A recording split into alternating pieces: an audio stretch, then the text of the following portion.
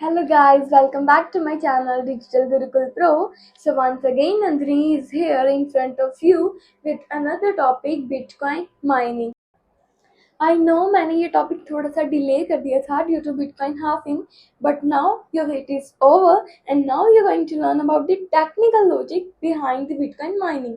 तो चलिए जल्दी से वीडियो करते हैं शुरू। लास्ट वीडियो में मैंने आपसे इतना तो डिस्कस कर ही लिया था कि बिटकॉइन माइनिंग के लिए बहुत सारे कंप्यूटर वैलिडेटर्स अपनी अपनी वर्क स्पेसिस पे होते हैं और जो सबसे पहले एक रिक्वायर्ड हैश को जनरेट कर देता है वही बन जाता है उस ब्लॉक का माइनर।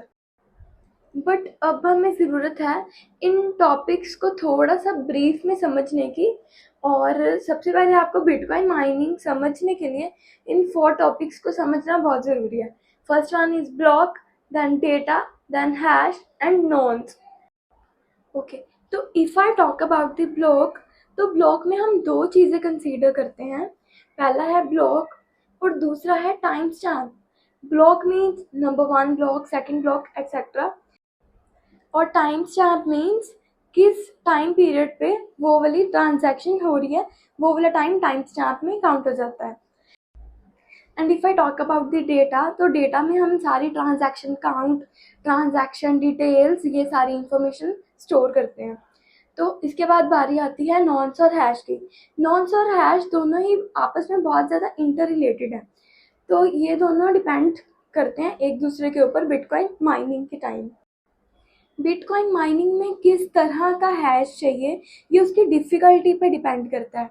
फॉर एग्ज़ाम्पल, अगर एक टाइम पे माइनिंग हो रही है और उसकी डिफ़िकल्टी में ये डिफ़ाइन किया गया है कि हैश के जो फर्स्ट 4 डिजिट्स होने चाहिए वो 4 ज़ीरोज़ होनी चाहिए, तो उसके अकॉर्डिंग अलग अलग कंप्यूटर वैलिडेटर्स ऐसा नॉन्स जनरेट करने की कोशिश करते हैं जिस नॉन्स की जनरेशन से फर्स्ट 4 लीडिंग ज़ीरोज़ वाला हैश जनरेट हो जाए, और अगर वो कोई माइनर डिफ़िकल्टी को पूरा कर लेता है, वो रिक्वायर्ड हैश पे पहुंच जाता है, तो वो बन जाता है उस ब्लॉक का माइनर।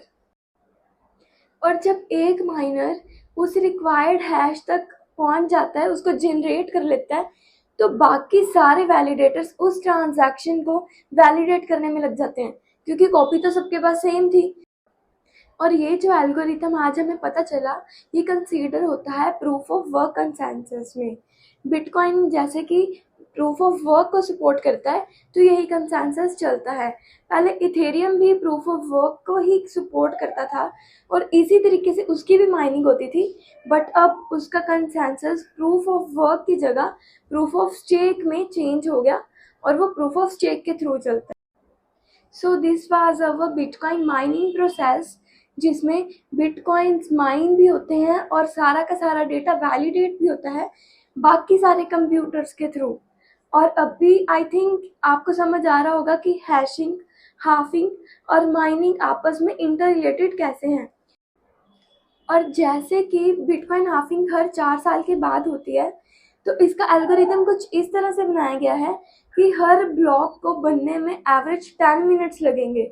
मतलब हर 2,10,000 ब्लॉक्स के बाद बिटकॉइन हाफिंग होएगी। मतलब चाहे हम कहें कि 4 सालों के बाद हाफिंग होती है, चाहे हम कहें 2,10,000 के बाद, वो एक ही बात है क्योंकि उसका टाइम उस अकॉर्डिंग उसकी एवरेज बना दी गई है। अगर आज का कॉन्सेप्ट आपको समझ आ गया then do likes for the video, और अगर किसी का डाउट है तो वो अपना डाउट हमारे कमेंट सेक्शन में डिस्क्राइब कर सकता है।